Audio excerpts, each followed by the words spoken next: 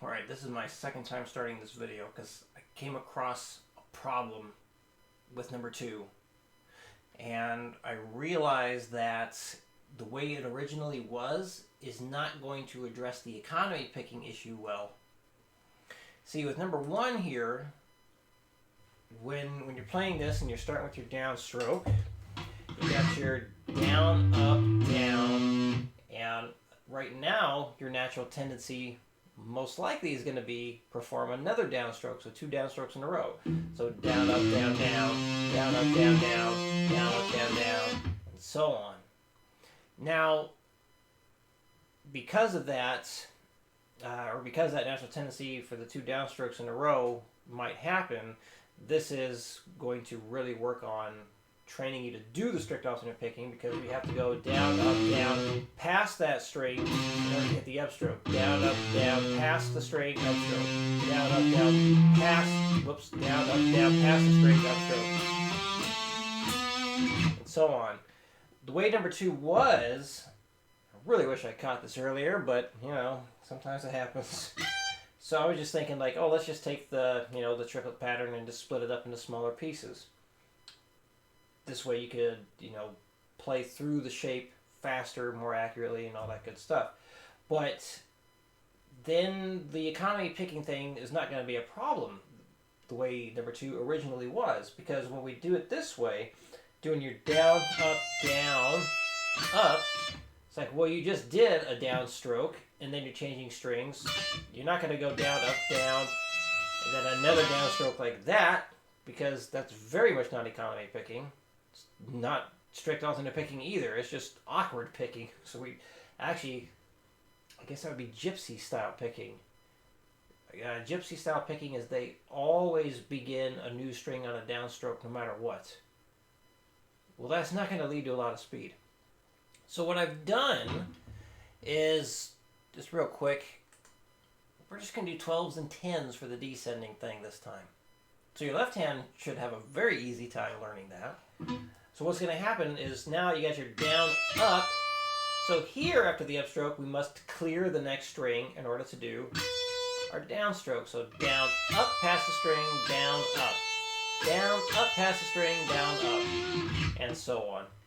So, alright, now let's get into demonstrating everything. So, just a reminder, I know you're taking notes today, which is very much appreciated. But if you ever lose those notes or forget how to practice the lessons, remember it's always going to be at the top of each guitar profile.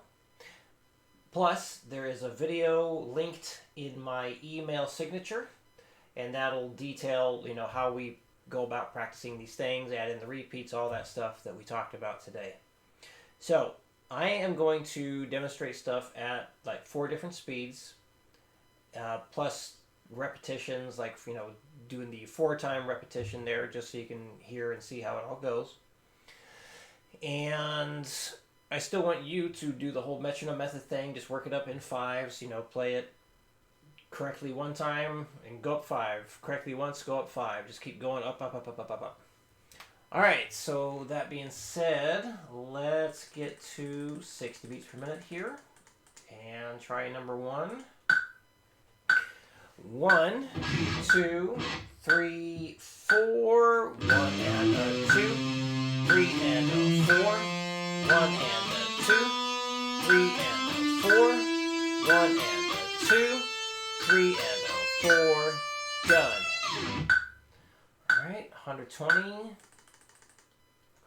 1 and a 2, 3 and a 4.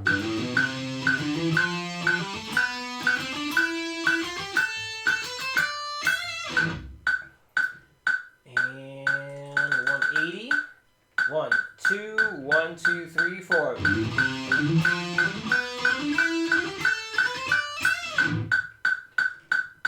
240. 1, 2, 1, 2, 3, 4. 1, 2, 1, 2, 3, 4. Alright, repeats. 1, 2, 1, 2, 3, 4. 2, 3, 4. 2,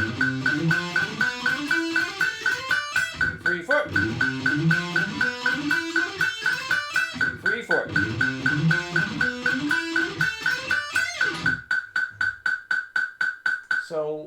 those faster speeds, I am using a slight palm mute, especially on the lower pitch strings. I just feel it just makes everything sound a lot cleaner. So if you find yourself doing some slight palm muting, that's okay. Especially if it makes it sound nicer, much better, more precise. Alright, the new number 2. All 12s and 10s. 1, 2, 3, and a 4. 1 and a 2. 3 and a 4. 1 and a 2. 3 and a 4. 1 and a 2. 3 and a 4. Good. 120. A 1, 2, 3, 4.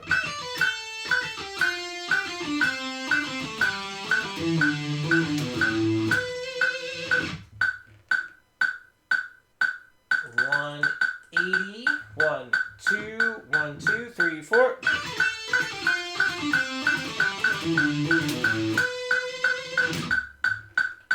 240. 1, 2, 1, 2, 3, 4. Wrong note. 1, 2, 1, 2, 3, 4. Repeats. 1, 2, 1, 2, 3, 4. 2, 3, 4. 2, 3, 4. Oh, I choked. 1, 2, 1, 2, 3, 4. 2, 3, 4. 2, 3, 4. 2, 3, 4. 2, 3, 4.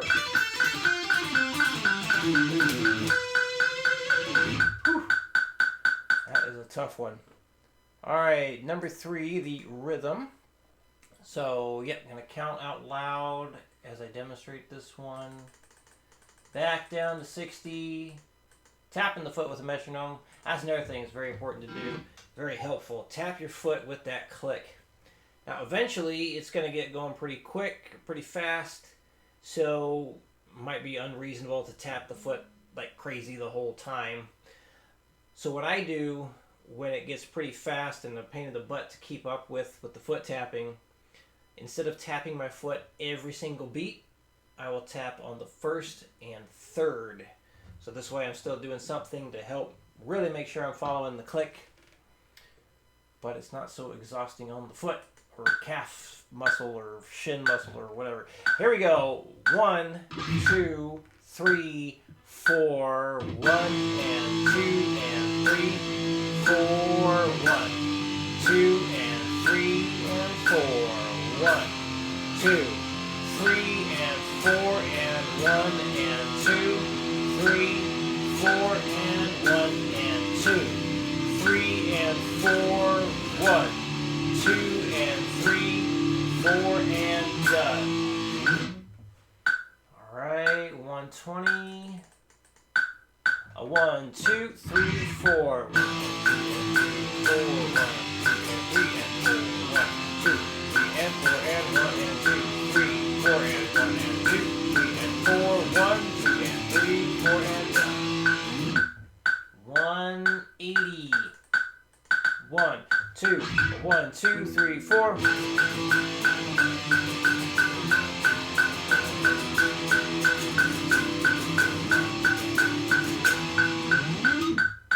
240. 1, 2, 1, 2, 3, 4.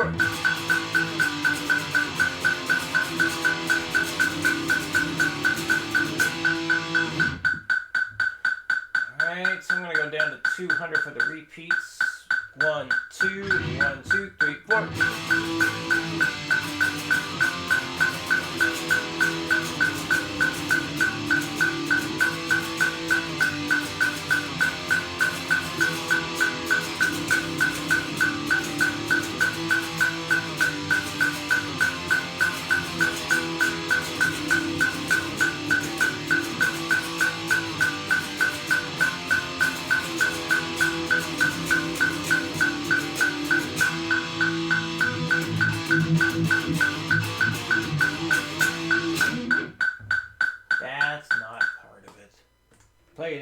you want. Okay. So I do have the scale thing done and ready. Ooh, didn't I have it open? Apparently not. 1 second. Open. Alright, there we go. Let me change this here. Display right. There we go. Let's turn you off right now. Okay. So yeah, got the scales put in there. So all 7 strings being used. Got some mode information for each of the shapes. And I put in the interval numbers within all the notes. So you have talked about like 1, 3, and 5, you know, first, third, and fifth there to make the major. You talked about the 1 flat, 3, and 5 for the minor. So it sounds like you definitely know something about the intervals. We'll talk more about that next time we meet and see how much more you know. So yeah, the color-coded stuff, really to help you see the different patterns that make up all of the shapes more easily. This is here just for reference. Now, let's start down here with the Mixolydian. And this will be in the video where I'm kind of going over the scale stuff that, I don't remember what his name is. Basically, like he demonstrated this color-coded thing, which is really cool, and shows how it's just I've noticed like 3 patterns, but just seeing it as like a color-coded thing is like, okay, that's cool. I need to start using it.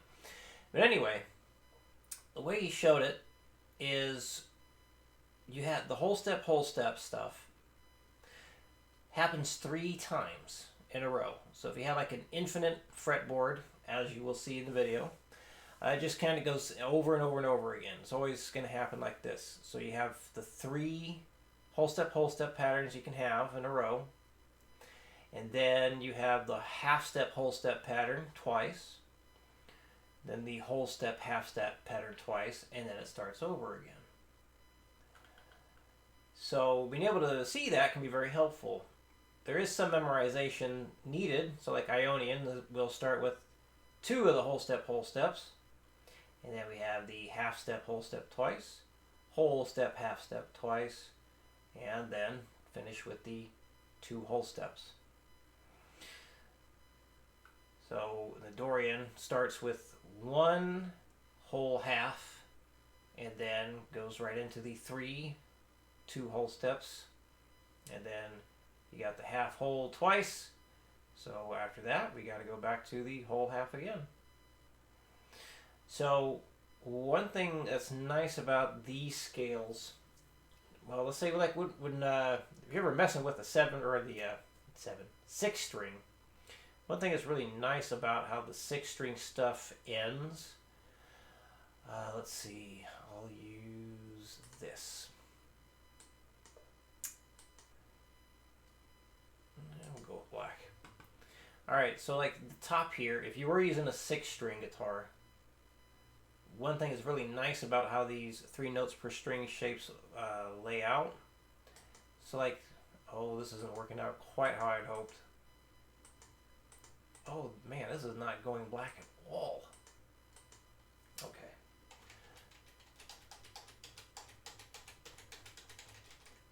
I guess I can't undo it any further. Alright, well I just won't be saving it.